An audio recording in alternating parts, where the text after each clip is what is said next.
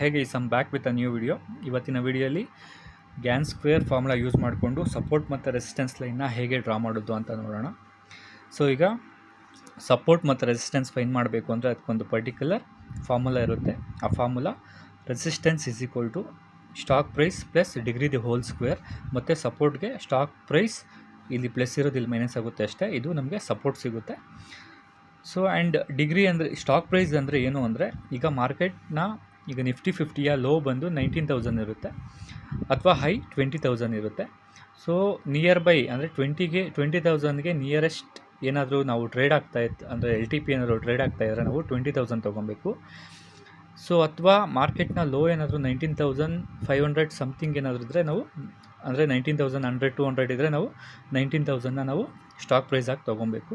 ಮತ್ತು ಡಿಗ್ರಿ ಅಂದರೆ ಏನು ಅಂದರೆ, ಈಗ ಮಾರ್ಕೆಟ್ ಆ್ಯಂಗಲ್ಗಳಲ್ಲಿ ಅಂದರೆ 45 ಡಿಗ್ರಿ, ಇಲ್ಲಿ 45 ಡಿಗ್ರಿ, 90 ಡಿಗ್ರಿ, 180 ಡಿಗ್ರಿ, 360 ಡಿಗ್ರಿ ಈ ಥರ ಅಂದರೆ ಈ ಆ್ಯಂಗಲ್ಗಳಲ್ಲಿ ಅಂದರೆ 45, 90, 180, 360 ಈ ಆ್ಯಂಗಲ್ಗಳಲ್ಲಿ ಟ್ರೇಡ್ ಆಗ್ತಾ ಇರುತ್ತೆ.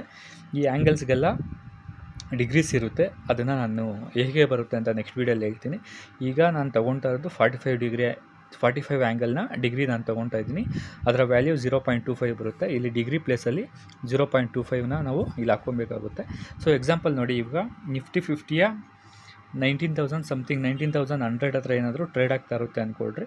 ನಾವು ಸ್ವಿಂಗ್ ಅಂದರೆ ಲೋ ಹತ್ರ ಸ್ವಿಂಗ್ ಲೋನ ನಾವು ತೊಗೊಬೇಕಾಗುತ್ತೆ. ಸೊ ಈಗ stock price 19,000 square root of 19,000 plus 0.25 the whole square ಮಾಡಬೇಕು. 19,000ಗೆ ಸ್ಕ್ವೇರ್ ರೂಟ್ ಮಾಡಿದಾಗ 137.84 ಸಿಗುತ್ತೆ. ಪ್ಲಸ್ ಡಿಗ್ರಿ ಅಂದರೆ ನಾನು ಹೇಳಿದ್ನಲ್ಲ 45 ಆ್ಯಂಗಲ್ಗೆ ಡಿಗ್ರಿ 0.25 ಇರುತ್ತೆ. ಸೊ 0.25 ದಿ ಹೋಲ್ ಸ್ಕ್ವೇರ್ ಮಾಡಬೇಕು. ಅದೇ ರೀತಿ 90ಗೆ 0.5 ಈ ಥರ ಇರುತ್ತೆ. ಸೊ ಅದನ್ನ ನಾನು ನೆಕ್ಸ್ಟ್ ವಿಡಿಯೋಲಿ ಹೇಳ್ತೀನಿ. ಆ್ಯಂಡ್